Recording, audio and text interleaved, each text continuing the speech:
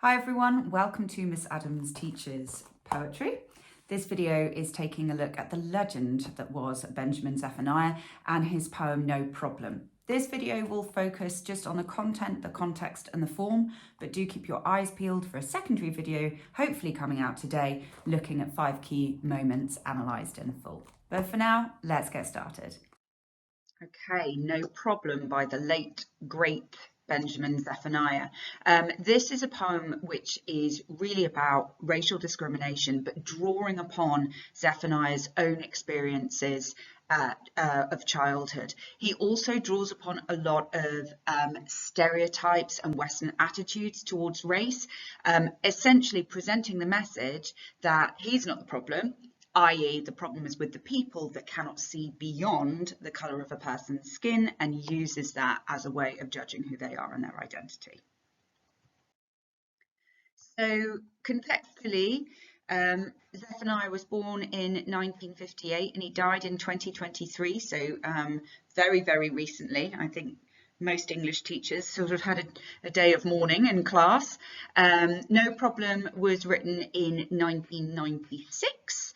Just to give you an idea of his age. Now, he was born in Birmingham and raised in Birmingham, but he's of Afro-Caribbean heritage, Jamaican heritage, and a lot of his poetry is very political. It focuses on kind of social issues, but also goes out into the wider kind of international arena, looking at conflict issues to do with the environment as well.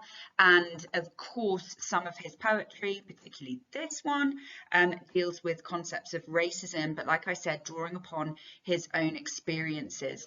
Now, some people are very interested in his education because obviously he's sort of one of the most celebrated poets of our time, and not just all of his written creative work, not just poetry, but actually he had a really negative experience of education, and he says that his love for poetry has nothing to do with school.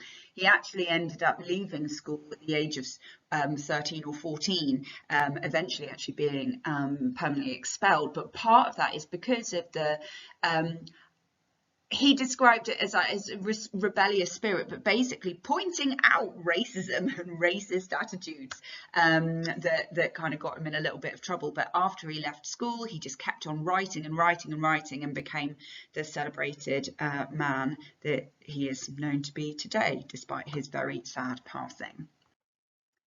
So form is pretty straightforward on this one. We've got 2 stanzas of irregular lengths with irregular line lengths. It does have a rhyme scheme. It is an ABCB rhyme scheme, but there's no fixed meter, and it takes on the form of a monologue. The tone is very, very kind of conversational, and that's really important because this poem has a message. So the form is basically used to get that message across in the most kind of powerful and persuasive way. That's a real quick little video for you here, but there is another